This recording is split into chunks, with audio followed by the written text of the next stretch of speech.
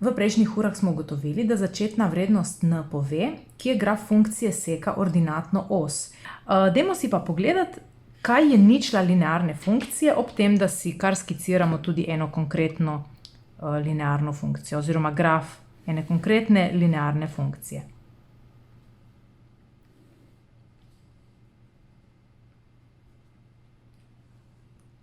Poglejmo si torej funkcijo f od x je 2x minus 4.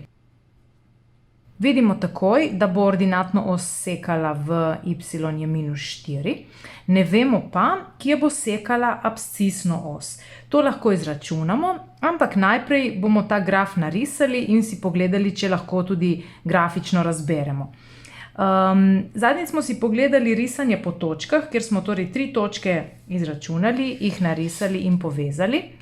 Hitrejši način, ki ga boste verjetno kmalu osvojili, pa je ta, da pogledamo, kje je začetna vrednost in torej narišemo prvo točko pri x0 in y minus 4. To je prva točka. Smerni koeficient 2 pa nam pove, da če gremo 1 naprej, se dvignemo za 2 enoti, v tem primeru 2 cm. In dobimo torej drugo točko. To lahko sedaj kar povežem in narišem. Iz grafa se nam dozdeva, da je ta točka, kjer seka graf abscisno os, ravno pri dvojki, se pravi, kjer je x2. Če pa se želimo o tem res prepričati, moramo to izračunati. To naredimo tako, da rečemo f od x, torej y, je v tej točki enak nič. In mi sedaj iščemo, kateri je tisti x, torej ali bo v tem primeru res 2, da bo y nič.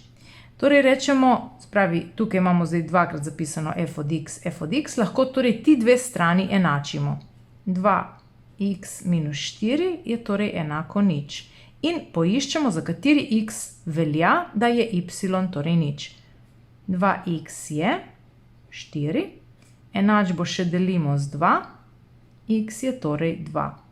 Torej, grafično domnevo smo potrdili še z izračunom in dobili točko, lahko jo označimo z m, medtem ko je ta točka, kjer graf seka ordinatno osjo, pa ponovadi označimo z n. Ta n je vedno v obliki nič in n, v tem primeru minus 4. Medtem ko je točka m pa vedno v obliki x, ki smo ga tukaj izračunali, torej 2, in y, ki je nič. Kar smo zdaj naredili, je v resnici to, da smo izračunali vrednost spremenljivke x, pri kateri je vrednost naše linearne funkcije enaka nič. Iz grafa to vidimo tako, da graf, torej premica, seka v tej točki abscisno os.